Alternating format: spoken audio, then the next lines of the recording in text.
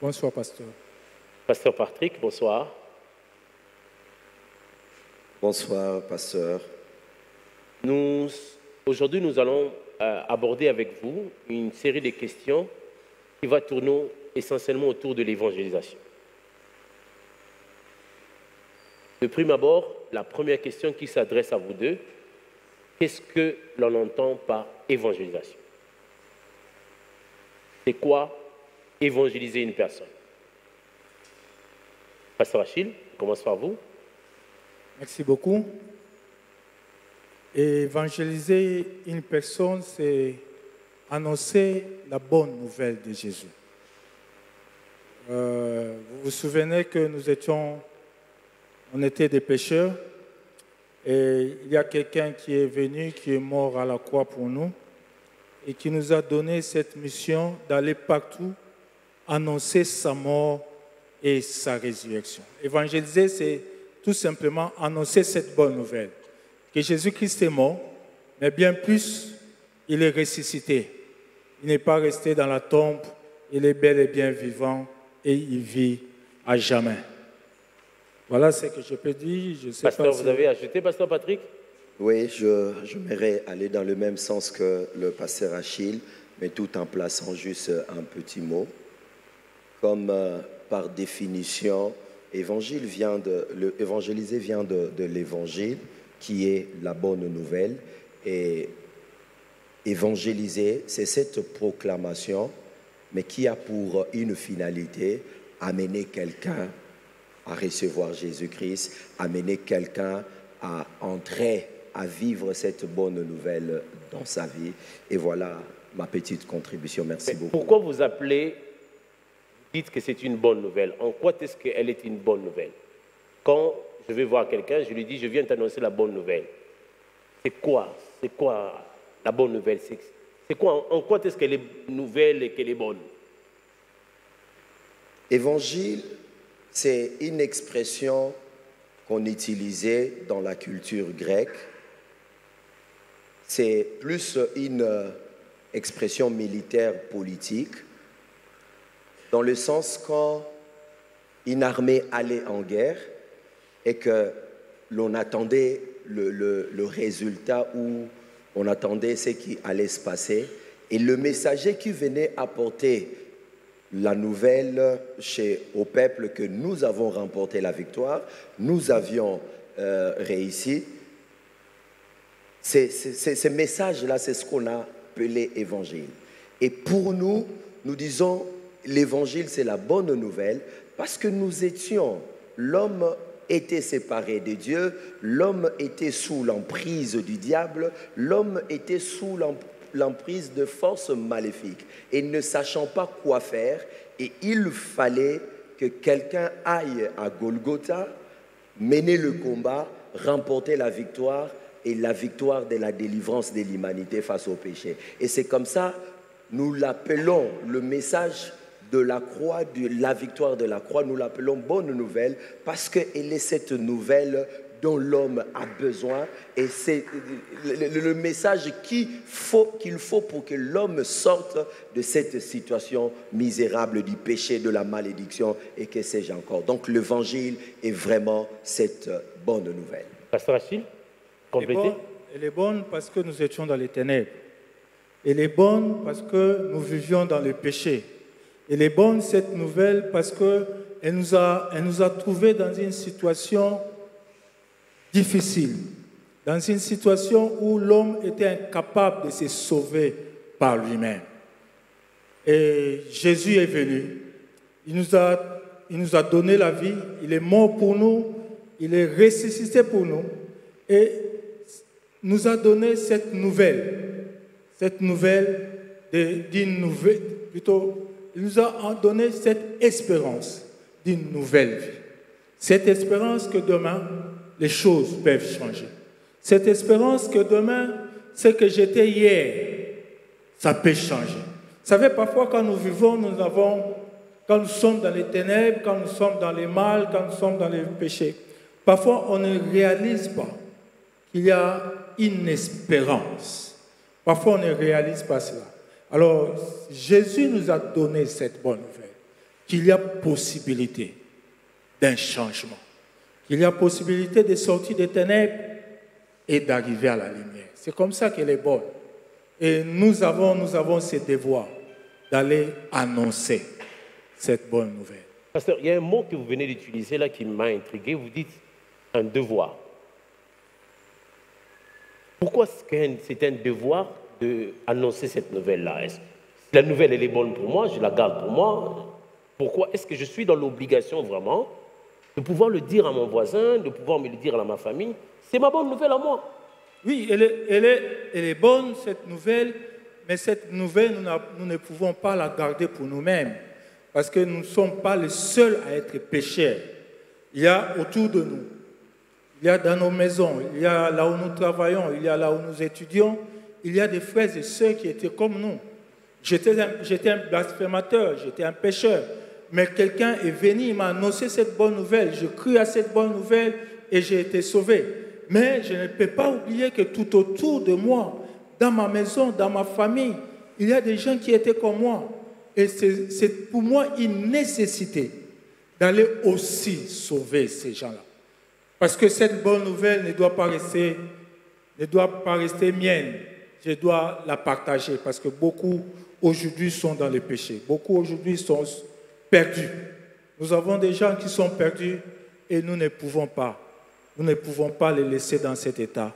Nous avons ce devoir d'aller vers eux et leur annoncer cette bonne nouvelle. Pasteur Patrick, sur quel fondement biblique pouvons-nous dire aujourd'hui que évangéliser, annoncer la bonne nouvelle constitue pour nous un devoir?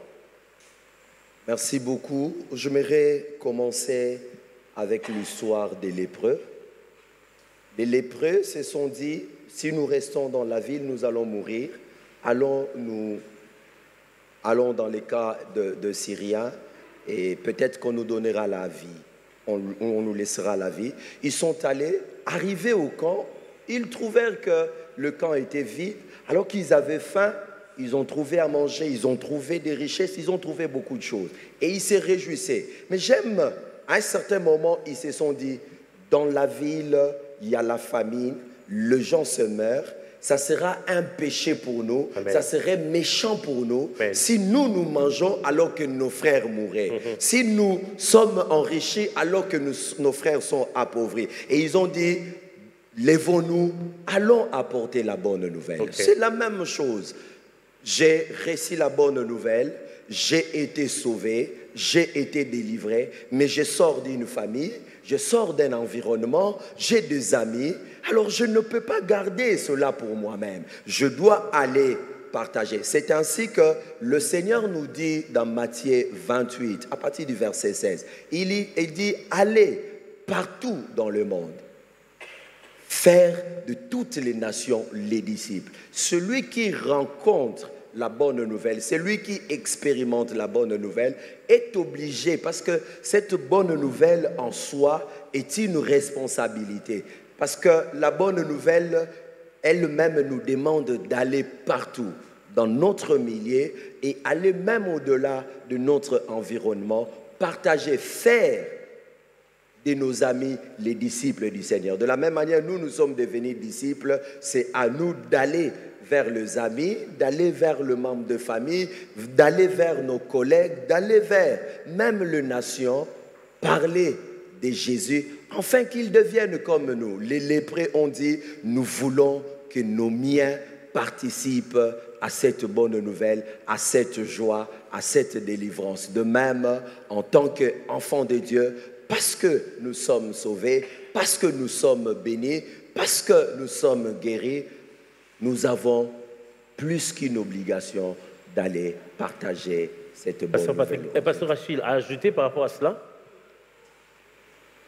Il y a aussi quelque chose d'important à ajouter à ce que le pasteur Patrick a dit. C'est une nécessité parce que c'est un ordre. Quand nous lisons dans Actes 13, 47, la Bible dit « Car ainsi nous l'a ordonné le Seigneur. Je t'ai établi pour être la lumière des nations, pour porter le salut jusqu'aux extrémités de la terre. » Annoncer la bonne nouvelle pour nous, c'est une nécessité parce que Dieu nous donne l'ordre de le faire. Donc, celui qui ne le fait pas En quelque sorte, c'est vrai que nous avions été sauvés et nous avons par amour aussi l'intention d'aller vers les autres. Mais il n'y a pas, nous n'évangélisons pas seulement parce que nous aimons les autres. Il faut aussi intégrer l'aspect que aller vers les autres, c'est un ordre du Seigneur. Donc vous irez jusqu'à dire que si un chrétien n'évangélise pas, il commet un péché? Exactement, parce que c'est un ordre du Seigneur. Wow. Ne pas aller, ne pas gagner les âmes pour le Seigneur, ce n'est pas être disciple de Christ, c'est désobéir à l'ordre suprême. Et la Bible même dit, allez, faites de toutes les nations les disciples. Et nous parlons de cela, nous disons que c'est un ordre suprême. Okay. C'est-à-dire qu'il n'y a pas plus grand ordre que celui-là. C'est celui-là, c'est cet ordre que Dieu nous a donné, d'aller gagner les âmes et de sauver ceux qui ont été perdus. Ma préoccupation, c'est que les textes que vous venez de citer, Pasteur Patrick, vous avez cité Matthieu chapitre 28, tout à l'heure, Pasteur Achille, vous avez cité Actes chapitre 13, mais apparemment, ces deux textes s'adressent aux apôtres. Est-ce que c'est un devoir? Est-ce que l'évangélisation n'est pas réservée seulement aux pasteurs, aux apôtres, aux anciens, aux diacres? J'ai une histoire dans une famille. Nous entrons et en train de parler de Jésus, la dame qui était là dit non, non, vous n'avez pas le droit de parler de Jésus si vous n'avez jamais été consacré pasteur ou vous n'êtes pas. Est-ce que tout chrétien, toute personne qui a reçu Jésus a cette obligation ou bien c'est réservé seulement à vous les pasteurs? Merci beaucoup. J'aime la Bible, je m'aimerais la lire. Le verset 16, il est dit ceci, de Matthieu 28, mais les 11 disciples, on ne dit pas les 11 apôtres, on ne dit pas les 11 pasteurs, on dit les 11 disciples s'en allèrent en Galilée sur la montagne où Jésus leur avait ordonné de se rendre. Et quand ils y virent, ils adorèrent, mais quelques-uns doutèrent. Et Jésus s'approchant, leur parla en disant, « Toute puissance m'est donnée dans le ciel et sur la terre. Allez donc et enseignez toutes les nations. » J'aime l'écrivain ici, c'est que les 12 sont déjà appelés apôtres. Il pouvait insister en disant, « Et les 12 apôtres allèrent à Galilée. » Mais il n'utilise pas les 12 apôtres, mais il préfère utiliser l'expression disciple. Okay. C'est pour dire, tout disciple, quiconque est appelé disciple, cet ordre le concerne. Parce que s'il était dit « et les 12 apôtres allèrent », on allait dire « c'est une responsabilité réservée aux ministres consacrés ». Mais comme il s'agit du disciple, cela veut dire que tout disciple a cette même responsabilité-là. De même, qui est un disciple? Un disciple, c'est celui qui s'est converti, qui a accepté cette bonne nouvelle, qui a bénéficié de cette bonne nouvelle et qui marche selon cette bonne nouvelle. Et donc, si quelqu'un a reçu Jésus-Christ, il n'a pas besoin d'une consécration ministérielle ou je ne sais pas quelconque pour annoncer la bonne nouvelle. Oui. La bonne nouvelle doit être annoncée par les bénéficiaires de la même bonne nouvelle. J'entends souvent l'expression, on dit « sauver pour sauver ». Comment est-ce que vous expliquez cette expression-là? Donc, la personne qui a entendu la bonne nouvelle, c'est elle qui est censée aller sauver les autres? Effectivement, parce que quand on dit « sauver pour sauver », le salut, dans le salut, il y a notre délivrance, mais dans le salut, il y a la mission. Il y a deux aspects. Nous sommes sauvés, nous avons le salut, mais dans ce même salut, il y a la mission. Donc, si nous avons le salut, nous devons, j'aime cette écriture des Actes des Apôtres où le Seigneur dit, il donne une expression, je me suis toujours demandé, est-ce que quand on fait la traduction, c'est les traducteurs qui ont tort ou qu'est-ce qui se passe? Parce que Paul est en train de dire aux geôliers, il dit, au travers de ta foi, les autres seront sauvés. En d'autres termes, si nous croyons, il dit, crois au Seigneur Jésus-Christ et tu seras sauvé, toi et toute ta famille. On devait dire, et vous serez sauvés, toi et toute ta famille. Mais les Écritures disent, et tu seras sauvé, toi et toute ta famille. En d'autres termes, dans la foi, dans le salut, nous bénéficions cette expérience, la délivrance, nous sommes sauvés du péché, mais dans le même salut, il y a aussi la responsabilité. Les autres doivent être sauvés par notre foi. Et pour être sauvés par notre foi, nous avons la responsabilité de proclamer par l'évangélisation nos paroles, mais aussi proclamer au travers de notre vie la qualité de notre vie. Pasteur Rachid, dites-moi, je reçois Jésus aujourd'hui. Je viens d'être évangélisé aujourd'hui. Ai-je le droit tout de suite après, sans avoir reçu une quelconque formation, d'être allé à l'école biblique, d'avoir suivi des affermissements 3, 4, 5, 6e cycle, est-ce que j'ai le droit, aussitôt que j'ai reçu Jésus, de parler de lui? Oui, vous en avez les droits parce que vous êtes disciple de Christ. Et disciple de Christ, comme l'a défini le pasteur Patrick, c'est quiconque qui a reçu Jésus-Christ, c'est quiconque qui suit la voie du Maître. Et celui qui a reçu Jésus-Christ à l'instant est sauvé. Et comme il est sauvé, comme le dit le pasteur, il a ce devoir d'aller sauver. Dans le salut, il y a aussi cette mission que Dieu nous donne d'aller vers les autres. Mais au-delà de la mission, nous ne devons pas oublier que le salut, c'est une puissance. Quiconque reçoit le salut a en lui cette puissance, ça bouillonne en lui pour aller vers les autres. Okay. Toute personne qui a reçu en lui le salut, ce n'est plus une personne qui reste tranquille. C'est un feu qui brille en lui pour aller vers les autres. Le salut en lui-même, c'est une puissance. Dès l'instant où tu reçois Jésus, où Jésus vit dans ton cœur, cette puissance t'amènera à sauver les autres. Okay. Tu peux le même jour où tu reçois le salut, tu reçois Jésus ici à l'église par exemple, et quand tu rentres déjà, tu proclames Jésus. Tu proclames Jésus à tes amis, tu proclames Jésus à ta famille. Sans entendre un jour, sans entendre un enseignement, c'est ce que tu as vécu, c'est ce que tu annonces. Ouais.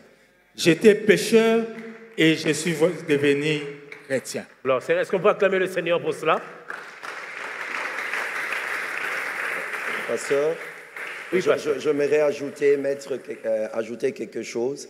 J'aime Acte 1:8. Il dit, et vous serez mes témoins. Amen. Un témoin, c'est celui qui a expérimenté. Un témoin, ce n'est pas celui qui connaît la Bible dans le moindre détail. Un témoin, ce n'est pas d'abord celui qui a fait premier cycle, deuxième cycle, troisième cycle. Comme le pasteur venait de le dire, je viens de recevoir Jésus, j'ai la paix dans mon cœur, Amen. Mes péchés sont pardonnés, je deviens témoin de cette bonne nouvelle. Okay. Je n'ai pas d'abord besoin de citer un passage biblique, mais je peux aller partager ce qui m'est arrivé. Parce que je suis témoin, je veux dire, j'ai entendu cette bonne nouvelle, voilà ce que cette bonne nouvelle a fait de moi. Et donc, en ce moment-là, il est bon, c'est vrai, c'est merveilleux de suivre les formations, ça nous équipe dans notre foi et dans le ministère, mais cela n'est pas une condition pour aller évangéliser. Amen. Mais pasteur, où évangéliser?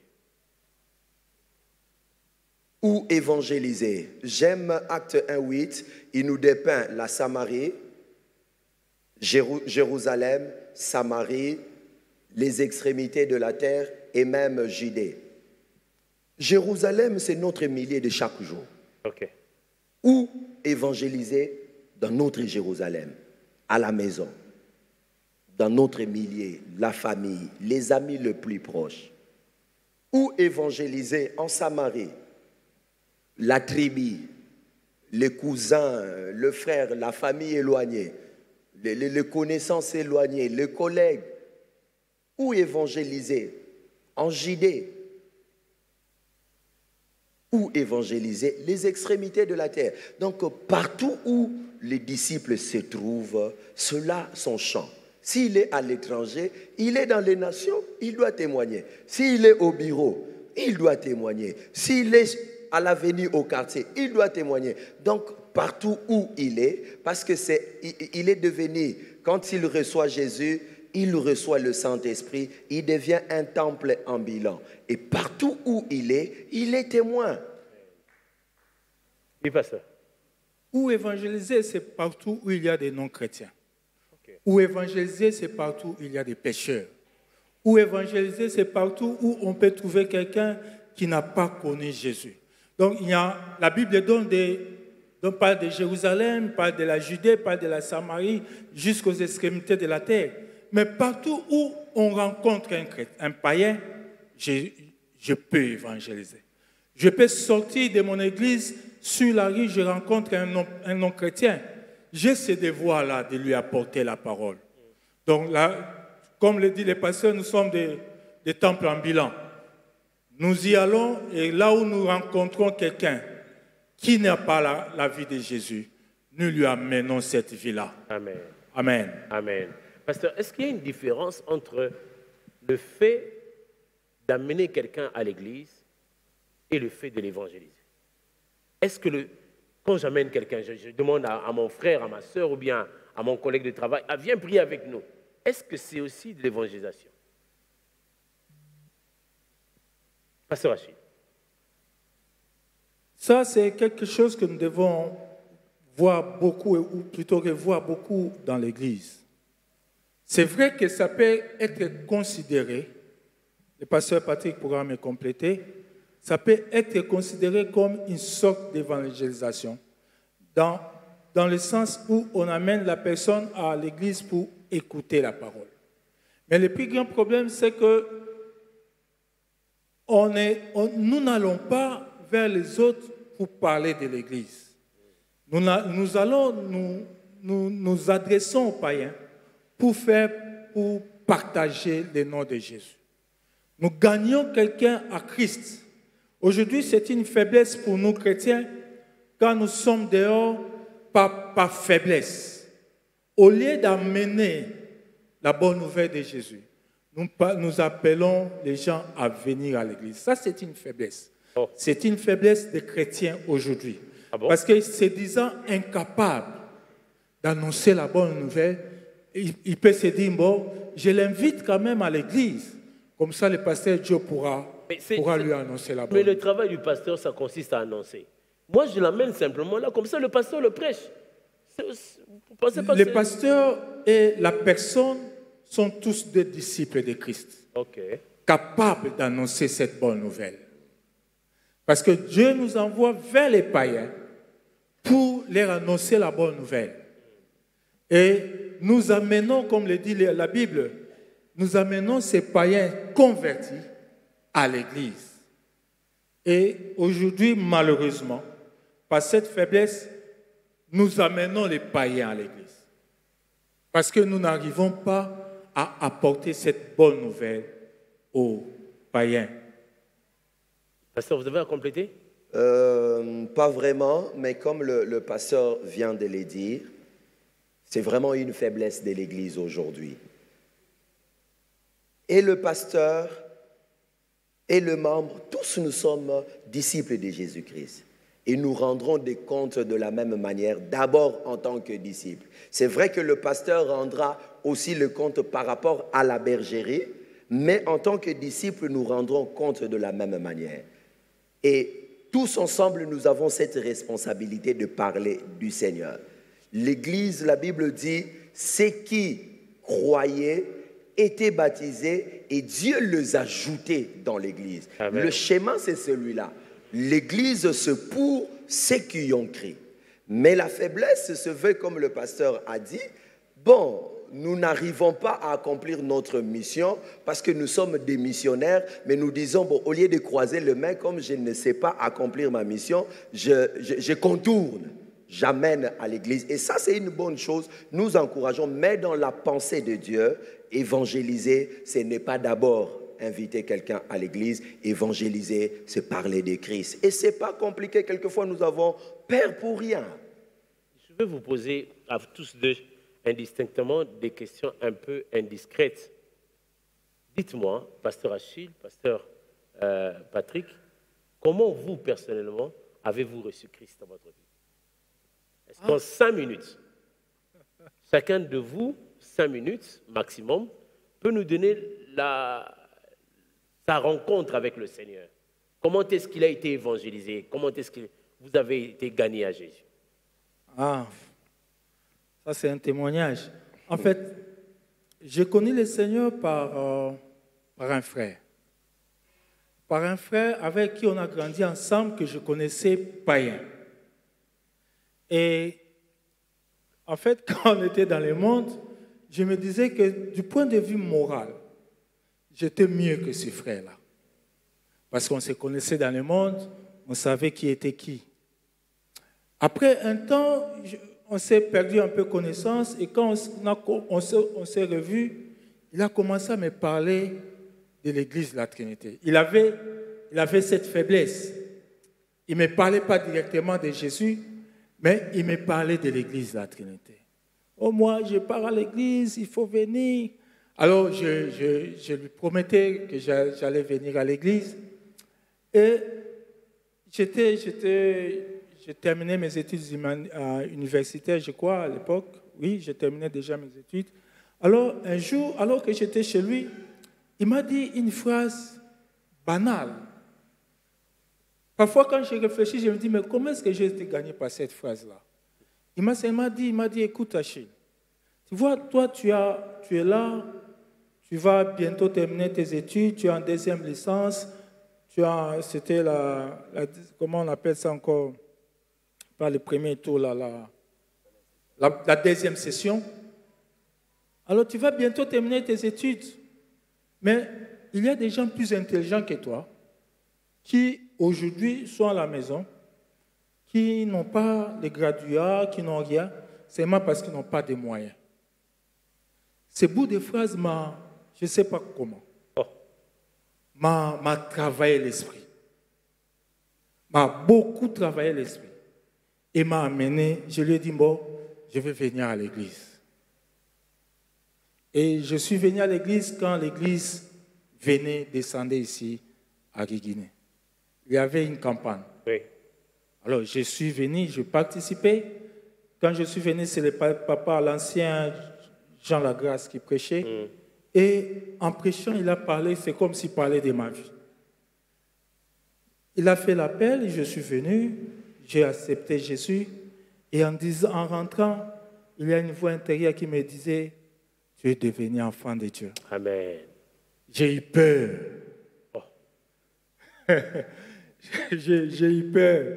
Je suis rentré dans ma chambre, j'ai fermé. Je me dis, bon, maintenant, comment je vais me comporter? Je suis enfant de Dieu. Bon, cette musique, il faut jeter toutes les bandes là. Et je me suis dit, non, si je reste comme ça, parce que personnellement, j'ai eu vraiment peur de cette nouvelle vie. Et je suis revenu le dimanche. Le pasteur m'a soit quoi prêché sur l'assurance du salut. Wow. Et quand je suis sorti, j'avais l'assurance. Amen. Que j'étais enfant de Dieu. Amen. Est-ce qu'on peut acclamer le Seigneur pour cela?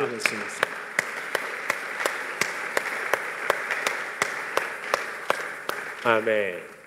Pasteur Patrick, vous êtes fils de pasteur. Oui, je suis Vous êtes supposé être né enfant de Dieu, non? Non. Oh, comment ça? On ne naît pas enfant de Dieu, on devient enfant de Dieu. Non, ne me racontez pas ça. C'est ce que la parole de Dieu dit. La foi ne se transmet pas héréditairement. Ouais. Il faudrait décider de croire. Mais vous avez grandi à l'église quand même. Donc il y a des choses que vous n'avez jamais faites. Il y a des païens, donc il y a des concerts, mais il y a rien. J'ai eu une expérience avec le Seigneur, fils du pasteur. J'ai eu le privilège, j'étais à l'Écodim, j'y allais. Comme d'habitude, je n'y allais pas parce que j'avais rencontré le Seigneur. Je n'y allais pas parce que j'avais une relation. Mais en tant qu'enfant du pasteur, c'était une obligation, je devais aller au culte. C'est ici où j'aimerais, en passant, interpeller le parent. En dehors d'amener les enfants à l'église, nous devons faire un travail de fond. Nous sommes d'abord le premier pasteur, nous sommes le premier à chercher à gagner, à amener nos enfants au Seigneur. J'y allais par habitude jusqu'à ce qu'un jour, un prédicateur a prêché, je devais avoir 10 ans ou 10 ans et demi, un prédicateur a prêché et c'est ce jour-là que je fais ma rencontre avec le Seigneur. Je récite Jésus et j'ai évolué, mais quand j'ai atteint l'âge d'adolescence, c'est là où j'ai rétrogradé dans ma foi. Je suis allé à l'université, j'ai vraiment rétrogradé, j'étais hypocrite, je menais une double vie. Quand je suis à la maison, un bon chrétien, mais quand je suis à deux pas de la maison, je suis une autre personne. Et si je suis revenu dans le Seigneur, c'est la grâce du Seigneur, mais c'est plus grâce à ma mère. Ma mère avait fait une alliance à mon nom et chaque jour, elle intercédait, elle gênait pour moi. Jusqu'à ce que je suis à l'Inikin au Home, un jour, je n'ai pas compris ce qui s'est passé. Je me sentais très mal. Un mercredi. Donc, tu dois aller à l'église. Tu dois aller à l'église. Mais je dis, mais qu'est-ce que moi je vais aller faire? À l'époque, je suis avec les amis, Wenge Musica et tout ça. Vous savez, maman, on a passé. Oh, Ah, rien. oh, Rien. oh, oh. C'est mon centre pour la mine. J'étais vraiment, à cette époque, surtout que j'étais à l'université, j'ai été à l'internat indépendant. J'ai quitté le toit familial déjà à 12 ans. Je suis allé à l'internat et c'est là où tout a basculé dans ma vie. Et je me retrouve à l'université seul et j'étais vraiment perdu, il n'y avait plus d'espoir pour moi. Donc, ma chérie. Oh, ça n'en parlons même pas. Ah, basta. Parce que nous sommes tango, hein. Vous m'avez donné 5. Bon, ça va. Alors, j'ai vraiment eu une expérience. Je suis descendu dans le fond. Et c'est mercredi-là, j'étais très mal à l'aise. Je sentais qu'il fallait que j'aille à l'église. Et j'ai demandé, me dit, mais Naré Trinité, église Morizalakana. Alors, j'ai pris un taxi, je descendais. Alors, moi, je pensais qu'on allait me déposer à JVB. Mais le chauffeur me dit non, Sokozulu, église et Trinité. Et Zarassou-Soate, c'est à Béni. Il m'a amené ici, et je me rappelle, c'est le pasteur Maswakou qui conduisait l'étude biblique. Et ce jour-là, il a parlé du salut. Et c'est ce jour-là que j'ai renouvelé mon engagement avec le Seigneur. Et c'est depuis ce jour-là que je suis revenu dans la foi et j'ai commencé mon expérience jusqu'à aujourd'hui. Et donc, j'ai toujours dit, ce que je suis, je le dois de ma mère, qui priait pour moi, qui gênait pour moi. C'est comme ça, j'aimerais nous demander encore une fois ce soir, veillons sur nos enfants, prions pour eux. Quelquefois, nous pouvons condamner le non-converti. D'ailleurs, il y a Zasokindengenin, mais vous ne savez pas combien de puissances occultes agissent pour rendre incrédibles, pour rendre de gens. Et si l'Esprit de Dieu n'ouvre pas les yeux, ne fait pas tomber les écailles, c'est difficile à ces personnes de revenir vers le Seigneur. Et donc, nous avons intérêt non seulement de parler de Jésus, mais aussi de prier afin que l'Esprit de Dieu touche le cœur. Merci beaucoup. Gloire au Seigneur. J'ai tendance à me tourner vers l'Assemblée un peu pour voir. Est-ce qu'il y a des personnes qui ont aussi reçu Jésus dans leur vie ici? Il y en a? Je peux avoir des mains, des personnes qui ont fait l'expérience. Est-ce qu'il peut y avoir un courageux qui prenne le micro pendant 5 minutes, qui nous partage aussi l'expérience de son salut? Quelqu'un peut prendre? Quelqu'un? Frère, oui, venez. Est-ce qu'on peut lui accorder le micro? Nous acclamons le Seigneur alors qu'il approche.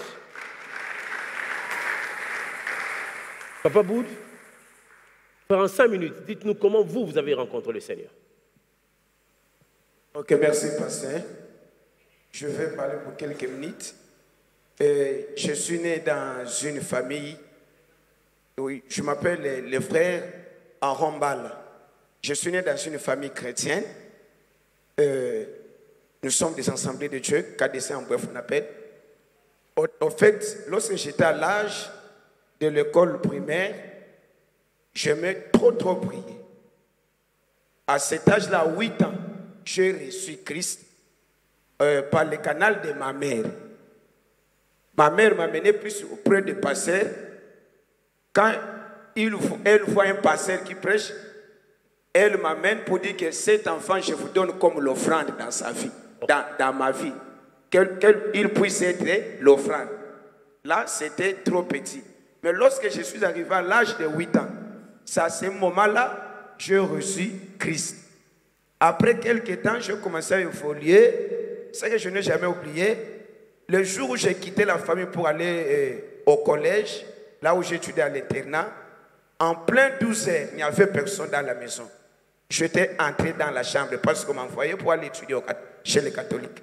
J'ai prié le Seigneur. Seigneur, moi je pars étudier chez les catholiques. Mais je te dis ceci, je suis ton serviteur. Là où je pars, ne me permet pas que je puisse aller au couvent. Après quelques temps, je me suis rétrogradé. Tout en étant chez le pasteur. Lorsque ma maman m'a lâché, je suis parti grandir chez un pasteur des assemblées de Dieu.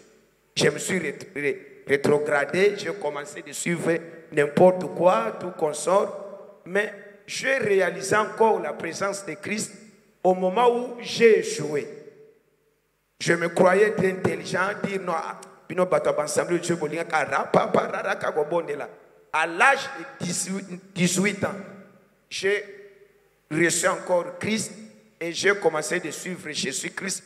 Avant de recevoir Christ, j'étais orgueilleux, fantard et je n'aimais pas entendre les choses des pasteurs.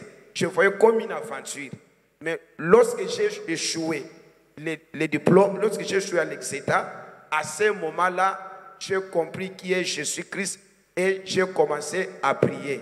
C'est par le canal de ma mère que j'ai reçu Jésus-Christ parce que ma mère prie trop. C'est par lui que nous avons reçu Christ dans notre famille. Amen. Acclamons le Seigneur. Je reviens à vous, pasteur. J'ai vu que différemment, même le frère Aaron qui vient d'intervenir, vous avez reçu Christ par des méthodes un peu différentes, des moyens différents. Quand je vais évangéliser, comment est-ce que je dois faire? Qu'est-ce que je dois dire? Parce que bien souvent, je ne sais pas qu'est-ce que je dois dire. Qu'est-ce que je dois lui dire? Lui raconter ma vie, même si ma soumounion dans la salle qui... Qu'est-ce que je dois dire exactement? Quel genre de message je dois apporter? Quelle méthode je dois appliquer lorsque je vais évangéliser? Pasteur Hachi. Merci pour la question, c'est une bonne question. Il y a plusieurs méthodes qu'on peut utiliser pour évangéliser, pour apporter la bonne nouvelle. Mais je crois que je peux résumer ces plusieurs méthodes en deux principalement. Okay. On peut utiliser la parole de Dieu, comme nous le montre par exemple les 4 lois spirituelles. On peut utiliser la parole de Dieu avec des versets bibliques. On utilise la parole de Dieu, les versets bibliques, pour annoncer la bonne nouvelle. Et l'autre méthode, c'est ce qu'on disait ici, c'est l'expérience personnelle.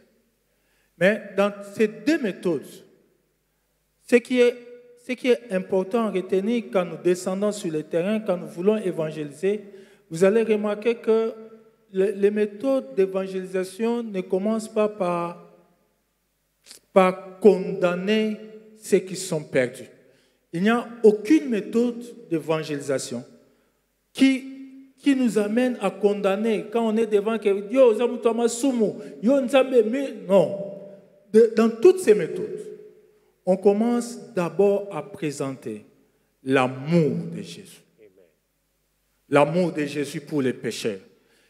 Dieu est le pécheur, le péché, mais Dieu aime les pécheurs. Et Dieu désire qu'ils se répandent et qu'ils se convertissent. Dans toutes ces méthodes, la première des choses, quand nous voulons évangéliser, c'est de présenter cet amour de Jésus. Que ce soit par un verset biblique ou par votre expérience personnelle, présente l'amour de Jésus. Présente ce que tu étais. Présente ce que Jésus a fait dans ta vie et présente aussi ce que Jésus peut faire, l'espérance que Jésus peut te donner en ayant cette vie. Donc, pour ne pas monopoliser la parole, on peut utiliser les versets bibliques pour ceux qui ont une certaine maîtrise de la parole de Dieu. Je me souviens une fois, je me suis décidé tout seul comme ça, bon, je vais essayer de gagner les âmes dans mon quartier. C'était une expérience formidable. Je suis allé dans certaines maisons où on m'a jeté de l'eau. C'est la première fois que je vois vraiment quelqu'un jeter de l'eau comme ça. De l'eau chaude. Oh. D'abord, en entrant dans la parcelle, c'était à midi. Bon, le fardeau, je me suis dit à midi, là, tout ça. Bon.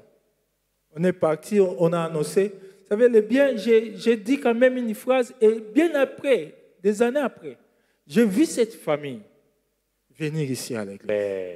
J'ai vu cette famille qui m'a jeté de l'eau, mais j'avais quand même dit, de toutes les manières, sachez que Dieu vous aime. Et bien après, j'ai vu 2 personnes de cette famille commencer à prier ici. Et l'une d'elles a commencé même à servir. Je crois qu'aujourd'hui, il est chez le pasteur Laurent. Donc, la première des choses, c'est annoncer, proclamer l'amour. Quel que soit le niveau de péché, l'amour de Dieu peut prendre les pécheurs là où il est. Amen. Il faut jamais condamner. Quand nous descendons, n'oublions pas que nous étions des pécheurs. N'oublions pas que nous étions certains étaient dans le fétichisme, certains étaient dans la musique mondaine. Nous étions des jeunes suivant les haïkos, les wenge, tout ça. Mais Jésus, dans son amour, nous a sauvés. Ce qui est important, présente l'amour de Dieu. Présente la solution. La solution, c'est Jésus. Il n'y a pas une autre solution. Je me souviens, pasteur, quand j'étais encore dans le monde, il y avait des fois où on avait des problèmes. Les gens pouvaient vous dire, « Sokozu est loko boye, osali boye, au mona. » Mais toutes ces choses ne nous ont pas apporté de solution. Quand on était dans les pécheurs, on vivait certaines choses, on vivait la masturbation, on vivait des femmes de nuit. Les hommes pouvaient te dire, Soko sali système, olobi boye 7 fois, olobi boye, toutes ces choses n'apportent pas la solution. La solution, c'est le nom de Jésus. Amen. Donc, on présente l'amour, on présente la solution qui est Jésus et on fait voir l'espérance. Je crois que quand nous y allons avec cette méthode, toutes ces méthodes-là, c'est pour moi, ça se résume en ces trois phrases. Pasteur Patrick. Merci beaucoup. Comme le pasteur a dit, il y a aussi notre propre expérience. Quelquefois, nous voulons être trop savants, mais il suffit d'aller. Et est-ce que je peux partager avec vous mon expérience? Tu lui parles de moi. En quelques minutes, voilà ce que j'ai été. J'ai compris que Jésus est la solution à tout problème. Et j'ai répondu, j'ai accepté ce Jésus-là. Et voilà ce qui m'est arrivé dans ma vie. 3 étapes importantes. En dehors de ce que le pasteur a dit, si on peut relever ces 3 choses, et là, même si on n'a pas été à l'université, même si on n'a pas fait 2e, 3e cycle, même si on n'a pas fait l'institut biblique, on ne connaît pas, je ne sais pas lire où, tout le monde peut le faire. Parler de ce que tu as été, parler de ce que Christ a fait, tout ce qu'il propose, et ce que tu es devenu, très simplement. Et être conduit par le Saint-Esprit. Prier que Dieu nous aide en allant. Parce qu'en allant, Dieu peut nous mettre, nous orienter et rencontrer un besoin. Et Dieu peut faire beaucoup de choses. Merci beaucoup. Pasteur Patrick, je reste avec vous. Donnez-nous un exemple pratique, une expérience vécue, vous personnellement, sur le terrain d'évangélisation. De façon pratique. Merci beaucoup. Ça va apparaître, j'aimerais prendre celui-là. J'aimerais vraiment prendre cette expérience-là. Je me rappelle, je venais de l'église, je crois que c'était un mercredi ou un vendredi. J'habitais terminus lemma. Pendant que je descendais, j'ai senti la conviction de parler avec une fille. Je l'ai arrêtée et je commençais la conversation avec elle. Et je lui ai dit, est-ce que tu sais que tu es très jolie? Elle m'a dit, oui. Et effectivement, on a vu Kawana. Est-ce que tu sais que tu es jolie? Et j'ai ajouté une deuxième parole. J'ai dit, une telle beauté mérite que quelqu'un qui aime sincèrement soit avec vous. Elle m'a regardé. Et j'ai continué. J'ai dit, je sais que tu venais d'être déçu et tu es en train de pleurer dans ta vie. À l'instant, elle a fondu en larmes. Et je lui ai dit, moi, je viens te présenter quelqu'un. Celui-là ne te décevra jamais. Celui-là vous aime malgré vos faiblesses, malgré le mal que vous pouvez faire, malgré, il vous aime. Et au début, elle avait comme l'impression que j'étais en train de vouloir la draguer. Mais après, je présentais Jésus, je présentais ce qu'il est, ce qu'il a fait, combien si on s'accroche à lui. Et j'ai réussi à l'amener. Et je parlais de moi cette fois-là. Je dis, voici ce que j'ai été, et voici ce que le Seigneur a fait de moi. Et toi aussi, tu es en train de souffrir, tu es en train, parce que tu venais d'être, tu es passé par plusieurs déceptions, tu n'as pas le vrai amour, mais l'amour de Jésus, il est allé à la croix. Il est même mort pour toi alors que toi, tu ne le connaissais pas. Alors que toi, tu faisais du mal. Et au finish, j'ai réussi à l'amener à rencontrer le Seigneur. Et donc, comme vous venez de le dire, présenter l'amour de Dieu, c'est la chose la plus merveilleuse. Le monde cherche le vrai amour. Le monde d'aujourd'hui, l'homme cherche celui qui va l'aimer. Et si nous présentons le vrai amour, nous présentons Jésus, je pense que Dieu agira tout en sachant que dans l'évangélisation, le succès, ce n'est pas seulement gagner quelqu'un maintenant, mais c'est de parler et laisser les résultats au Saint-Esprit. Comme le pasteur Achille venait de le dire, Sopela qui est Mayamoto. Mais quelques années après, ce qu'il a fait a produit des résultats. On ne dit pas parce que le lot n'a échoué, tu ne sais pas la sémence que tu as jetée, quand est-ce qu'elle peut produire des résultats. Parce que tu donnes, quand tu parles de Jésus, tu donnes du travail au Saint-Esprit de faire le suivi dans le cœur. Amen. Pasteur Achille, vous partagez-nous un peu votre expérience. Bon, je vais vous partager ma première expérience quand j'ai reçu le Seigneur. Elle n'a pas, comme le dit le pasteur Patrick, on peut dire qu'elle n'a pas été concluante, mais je crois que j'ai sémé quelque chose dans la vie de ses amis. En fait, quand je me suis converti, j'étais en pleine deuxième session et on était à l'UPC, j'avais des amis. Et il y avait, à l'époque, il y avait un orchestre, bon, le pasteur Patrick l'a cité, qui venait de se diviser, et il y avait beaucoup de concerts au stade. L'un jouait au stade comme ça, l'autre, tout ça. Alors, il y a un de ces musiciens, quand il a joué au stade, il a plu. Il a plu, le concert n'était pas bon, tout ça. Alors, le deuxième, quand il a joué, non, le premier, quand il a joué, il n'y avait pas de courant. Il n'y avait pas de courant. Alors, quand le deuxième a voulu jouer, il s'est préparé, il a pris des groupes électrogènes, tout ça. Mais ce jour-là, il y a une forte pluie. Alors, on s'est retrouvés les jours suivants avec mes amis, avec qui on était à l'UPC, on parlait. Alors, les amis discutaient des concerts. Il y a les qui, alors, l'Esprit me dit, j'ai dit, bon, dans tout cela, qu'est-ce qu'on peut tirer? Dans tous ces concerts-là, qu'est-ce qu'on peut tirer? Oh, ouais, l'autre là, il Il n'avait pas prévu les groupes. Mais l'autre a prévu les groupes, il a tout prévu. Mais il a oublié quelqu'un. Il a oublié celui qui est maître des temps et des circonstances. Il a prévu les groupes, il a tout, mais il n'a pas prévu le ciel. La pluie est tombée. Il n'y avait pas de conseil.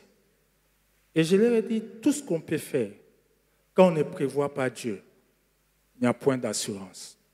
Aujourd'hui, on est là, on est en train de terminer nos études, on a des projets. Mais si nous n'intégrons pas Dieu dans ce que nous sommes en train de faire, nous n'aurons pas l'assurance de ce que nous serons demain. Dans tout ce que nous devons faire, intégrons Dieu. Maman, discussion en musique est si. Amen. Les amis ont commencé à me regarder. Ah, yo bon, il vraiment thème. Parce que là, je venais de recevoir Jésus. C'est vraiment ma toute première expérience de parler de Jésus à quelqu'un d'autre. Et parmi tous ses amis, un s'est converti bien après. Et aujourd'hui, on est très bien. Donc,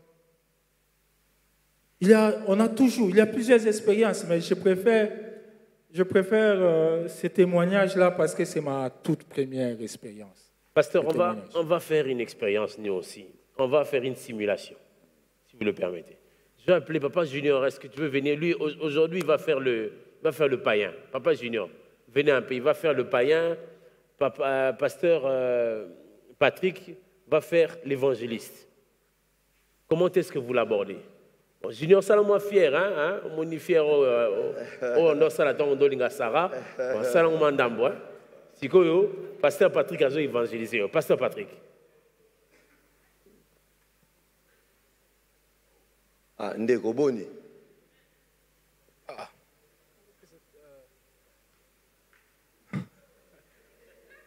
Boni ndeko. Bien. Ah, amigo. Na sepeli komona yo. Outi wapi bo? Ah, ok, merci. Kakomona Patrick. Akomona Junior. Ah, merci beaucoup. Tant on a moni yo na sepeli mingi. Est-ce que yebi na forme de Jéhovah. Vous avez témoin de Jéhovah? Naza muta témoin de Jéhovah. Parce que tout le temps, moi j'ai un programme très précis. Oui. Est-ce qu'on peut s'engager juste 2 minutes? Et il a pris sur 30 secondes. 30 secondes, merci beaucoup. On compte. Hein? C'est bon. Nena Ipsakonga Kumonanga Patrick. Nakomona Junior. Nazana expérience, moko na partagé na yo. Il y a quelques années passées, na traversé qui battant, il y a désespoir. Na connaîtra qui va difficulté et belé. Na luka qui solution et si kanyons. Mais na baninga na batwe belé, mon côté akura qui kosunga. Malgré que nazaki mayele, malgré que nazaki na ba opportunité mingi, mais nyon se kwa iko bimisanga ite. Mais ti mukolo moko na yaki ko kutana mutu moko. Mutu wana aki ko changer situation nanga. Nanga ki na partager na yo mutu wana lelo. Mutu wana atasuki mokili eloko mokili kokaki ko sala te pona ngai. Mambo nyonso baninga bakoya osala te, même baboti bakoya osala te. Mutu wana asali ya hinga apesa hinga kimia na motema. Na kimia wana tilelo bomo inanga échanger. Nalingi mutu wana soki yope. Donc si je comprends bien, mutu wana na bien en tête. So na yambie bampia kalangatu ba problème tout na nguna minito ici. Mutu wana soki okutani naye. Soko bandi vi naye. Akubanda malembe. Azokende azo résoudre ba problème na yo. Mais kobosana te eloko ya mutu ya en dehors ya mpiaka na yo. Eza esika nini? Okolekisa bomo ya seko. Bon, biso bomo ya seko. Bon, bomo ya seko, je comprends pas. Bomo ya seko, tangozolo ba izanini nako Je sais pas, je comprends pas. Bomo ya seko tobotami na baboti na nzoto oyo. Mais en tant que mutu, tozana biteni misato. Tozana molimo, tozana nzoto et puis tozana âme. Nzoto na biso po e vivre esengeli elia esengeli bilo moko même molimo na biso. Nzoto eko kufa kalobi mais molimo ekufa te. Ta on azol ba bomo ya seko eza si mayaliwa na biso. Soki na kufi lelo na kokende wapi. Question na ngaki na tuna yo lelo. Soki il arrivait que mokolo ekoki nzamba zoyo to oleka na liwa. Est-ce que yebi place molimo ne kokende? Viesilit. Na zongi poussière na viesili carrément. Viesili wana te parce que wana nde vie bandi. Ceux qui tozaki na 30 ans, 40 ans. Ça qui peut 30 secondes. Moi là ça qui là dans la minute je sais pas en un mot en un mot motuana eza Yesu Masiya. Akufi na ekulu supona biso, aye azui esika na biso, aza na bosenga okutana na ye, oyamba ye na bomoi na ye, abanda kotambwisa a changer, a transformer bomoi. D'accord. Comment je peux le recevoir alors? C'est très simple. Ce qui ont dit, olobi Yesu yakana bomo inanga, na pesio bomo inanga, limbisa masumu nanga. C'est très simple. Est-ce que koki ozwa décision? Nandimi, j'accepte de l'accepter. Yakoyamba na bomo inanga. Merci beaucoup. Amen. Que Dieu soit béni. Je crois que nous sommes à la fin de notre interview de ce côté. Est-ce qu'il y a des questions dans la salle que vous aimeriez poser à nos pasteurs? Je vois une main là-bas. Frère, est-ce que vous pouvez avancer? S'il y a quelqu'un d'autre, vous pouvez lever maman. Est-ce qu'elle va avancer aussi? Il y a un frère ici. Babou, vous commencez là-bas. Vous vous présentez et vous adressez votre question. Merci beaucoup. Je réponds au nom du frère Armand Kitoko. Je vais poser une question. Tout le monde papa, pasteur Patrick. Nalanda témoignage, il y a musulmane Moroboé. Elle est née dans une famille musulmane à Kolikuna, si na Jacques Mukolo, et puis à un certain moment, à comment elle a des difficultés à ma case.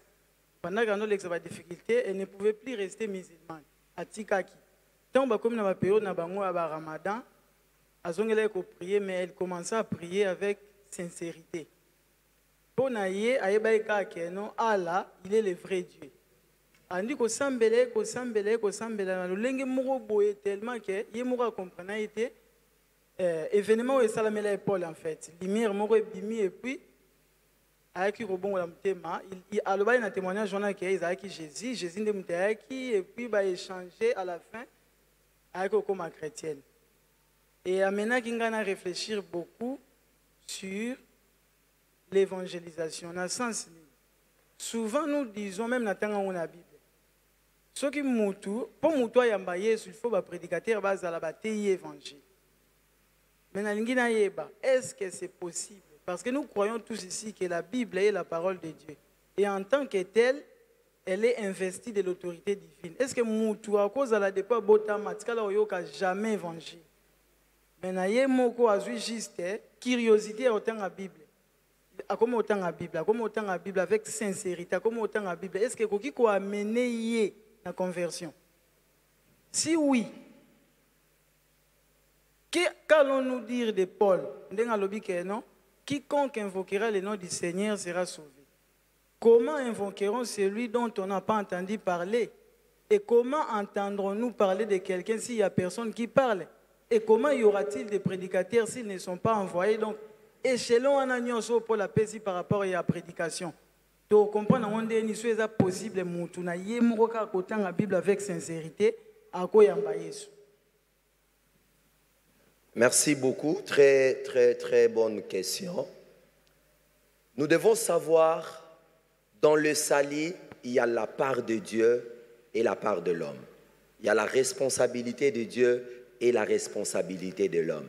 Si Dieu décide de rencontrer, de se révéler à quelqu'un, ça c'est dans sa souveraineté et ça on laisse à Dieu. Mais moi, par rapport à ma responsabilité, je ne dois pas attendre que Dieu se révèle à quelqu'un miraculeusement. C'est beaucoup de cas qui sont arrivés où Jésus s'est révélé à plusieurs personnes, mais ça c'est des cas d'école, c'est des cas exceptionnels. Moi je ne peux pas m'appuyer sur ça pour dire que Jésus va s'occuper de cela.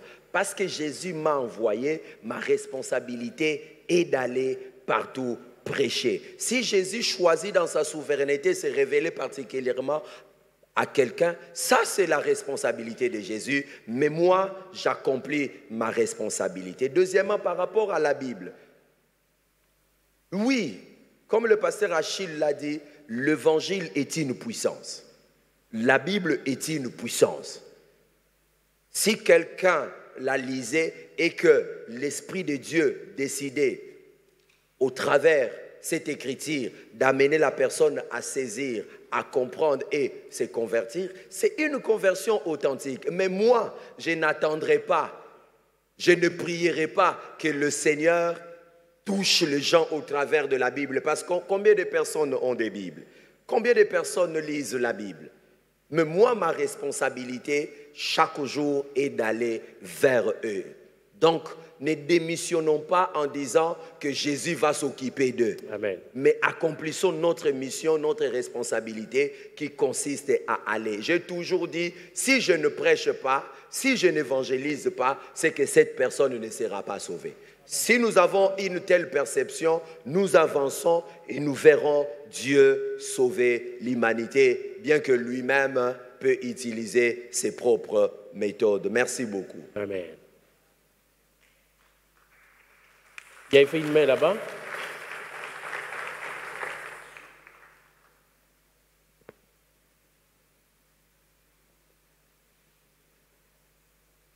Merci, pasteur. Moi, c'est maman Karine Damas. Je n'ai pas une question à poser, mais je voudrais ajouter quelque chose.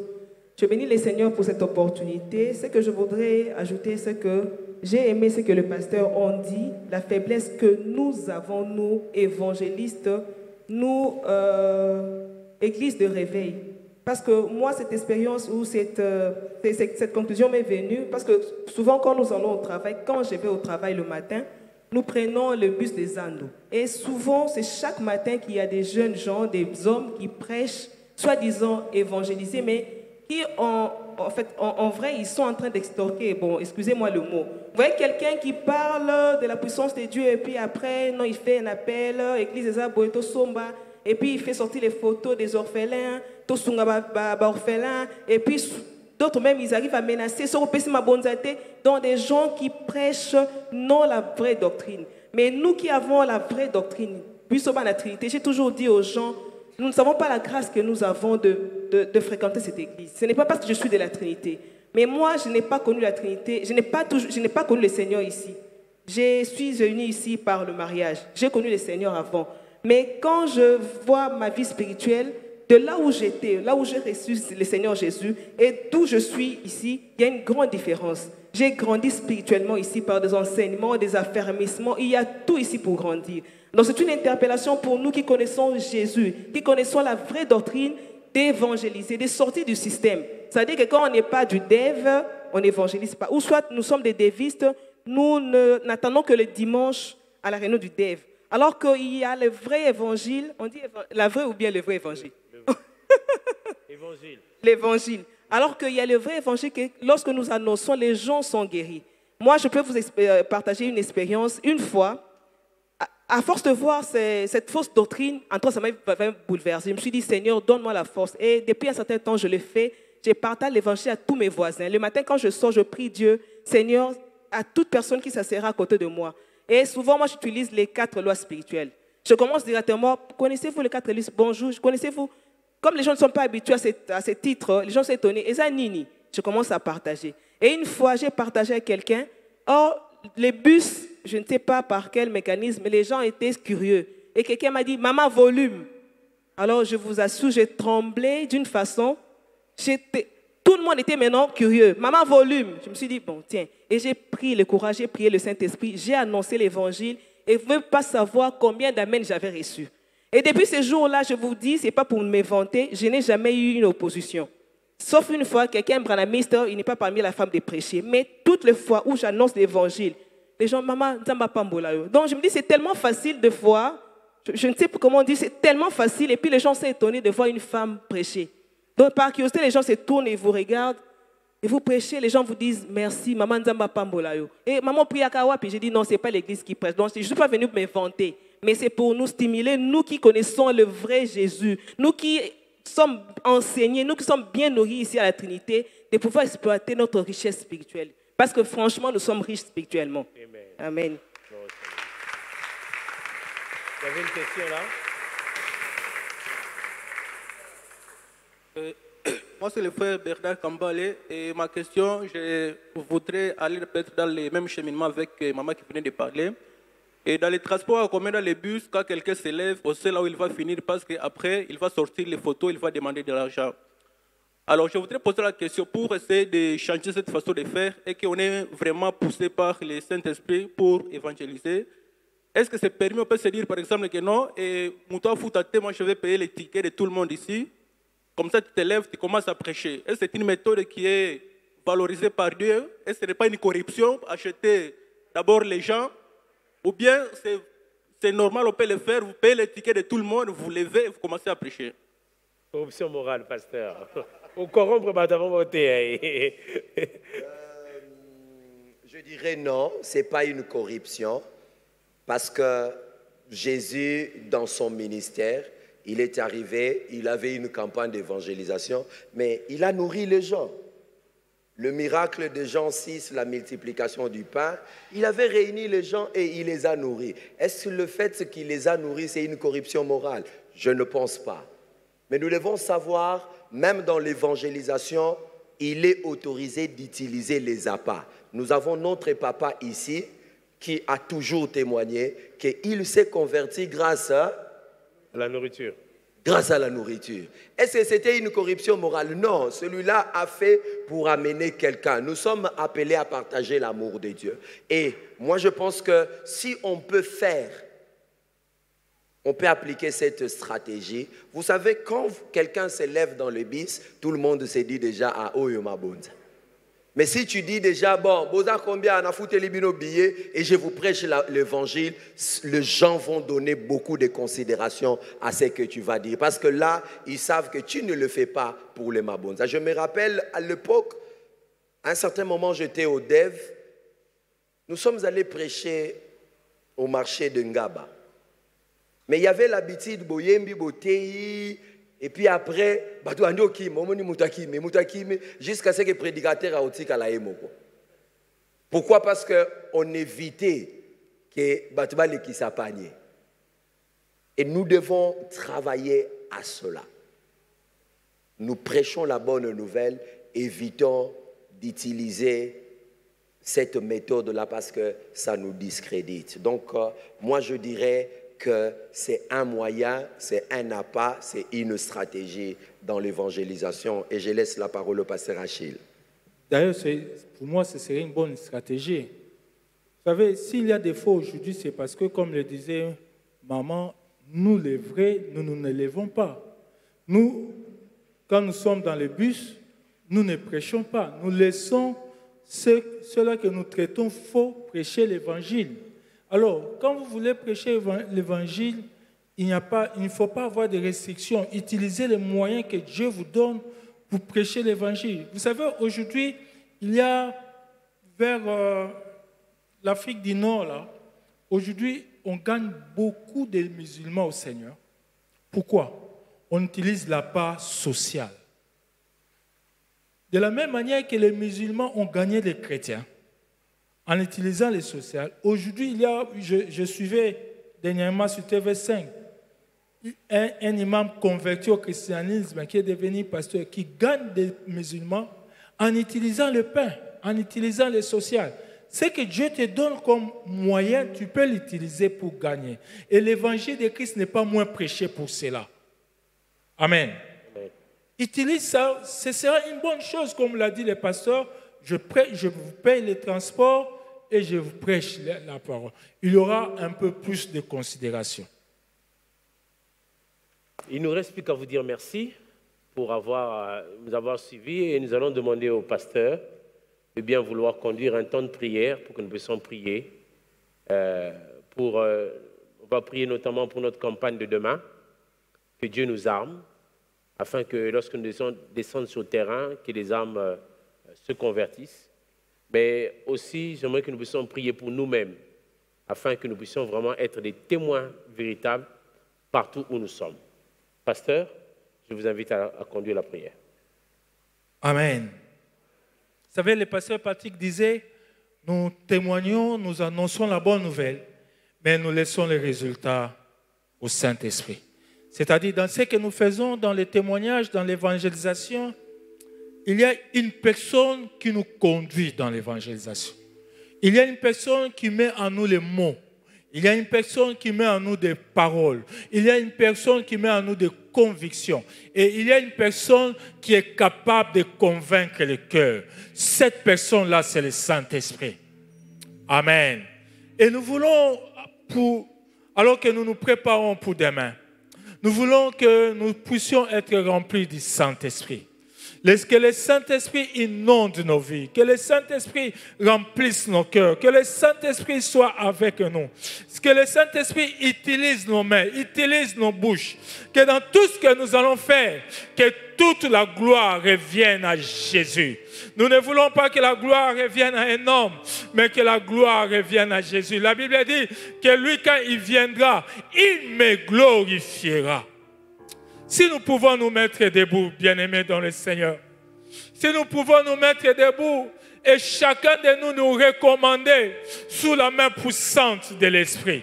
Chacun de nous recommander sous la puissance du Saint-Esprit. Il est capable, le Saint-Esprit, de nous conduire dans une dimension d'évangélisation. Il est capable de nous conduire, même avec la peur, de témoigner Jésus. Il est capable, même en tremblant, de témoigner Jésus. Il est capable, même quand nous avons la peur, même quand nous tremblons.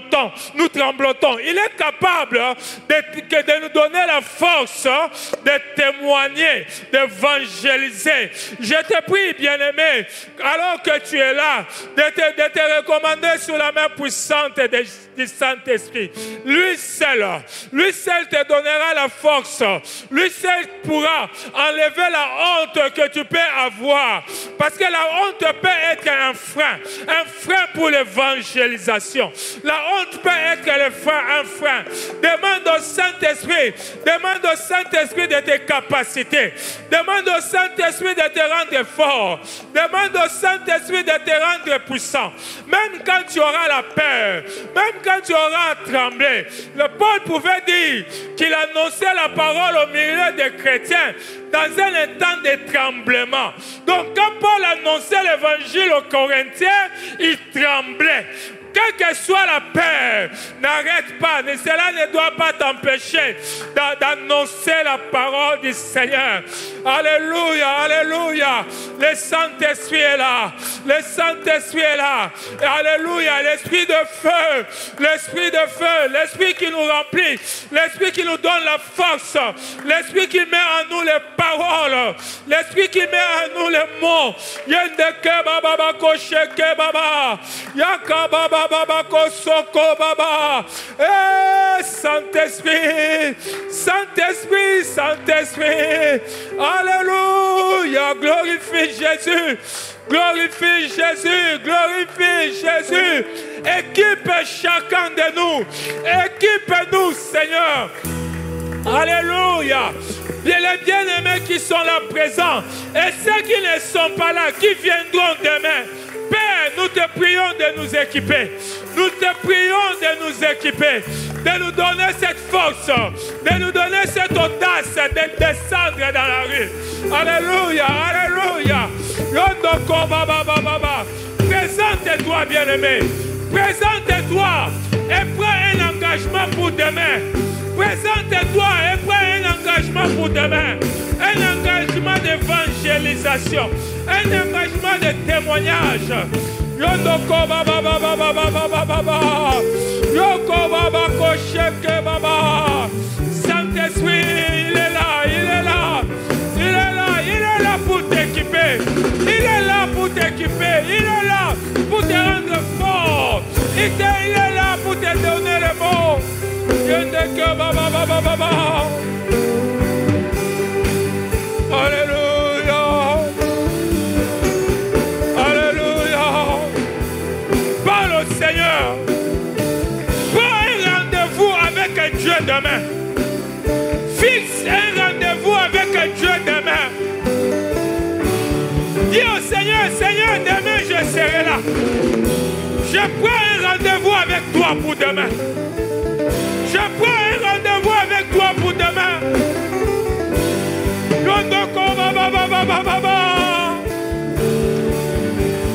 Esprit de feu, esprit de mission, esprit de Pentecôte.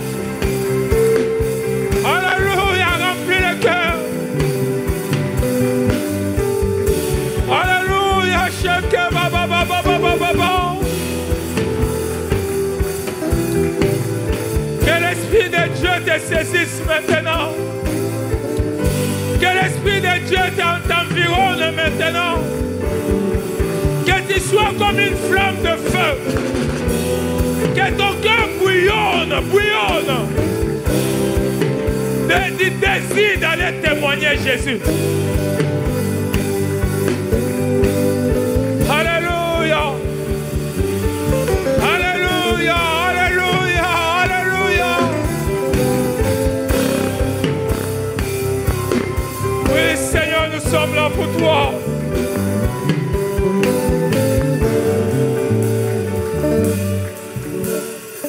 Alléluia. Chanta kaba baba baba baka sakaba baka sakaba baba. Nous sommes là pour toi, Jésus. Nous sommes là pour toi, Jésus. Alléluia. Nous prenons rendez-vous avec toi pour demain. Nous prenons rendez-vous avec toi demain. Alléluia.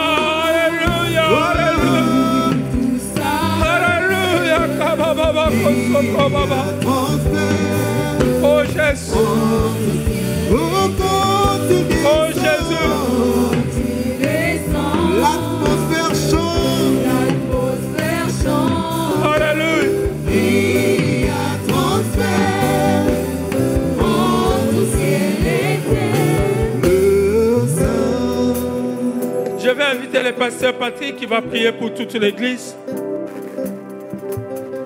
Il va nous recommander sous la grâce de Dieu. Il va nous recommander sous la puissance du Saint-Esprit. Alléluia. Seigneur, nous avons besoin de toi. Si nous voulons de résultats dans l'évangélisation, Seigneur, tu dois être au centre. Saint-Esprit, nous voulons être conduits par toi. Nous voulons que tu mettes des mots exacts. Nous voulons que tu nous aides à trouver des stratégies qu'il faut pour chaque cas. Alors s'il te plaît, nous te prions ce soir. Éternel Dieu, rends-nous capables. Rends-nous capables. Tu as dit, l'Esprit descendra sur vous et vous serez mes témoins. Ce soir, viens sur chacun de nous. Viens nous équiper de ta puissance. Alléluia. Viens nous équiper de ta puissance. Alléluia. Nous voulons sortir, apporter des solutions, apporter des réponses. Seigneur, tu es capable de nous rendre prophétiques, même dans le terrain d'évangélisation. Tu es capable d'utiliser nos mains en apportant la guérison aux malades et en opérant des miracles. Alléluia. Nous te prions. Le temps est venu, Seigneur, où nous voulons encore voir ta gloire. Nous voulons voir les âmes, le royaume des ténèbres être dépeuplé. Alléluia. Alors rends-nous capables. Rends-nous capables. Que celui qui avait peur, que celui qui avait honte, que celui qui hésitait, Seigneur, donne-lui la force. Alléluia. Comme Pierre, qui autrefois a tremblé devant une femme, mais quand tu l'as saisi, il pouvait prêcher devant plus de 3000 hommes. Alors, s'il te plaît, rends-nous capables et conduis-nous dans l'évangélisation. Nous voulons que tu sois notre ami, notre collaborateur, notre associé dans cette œuvre. Que chaque jour, notre vie soit un témoignage. Que chaque jour, nous parlions de toi dans le nom de Jésus-Christ. Amen.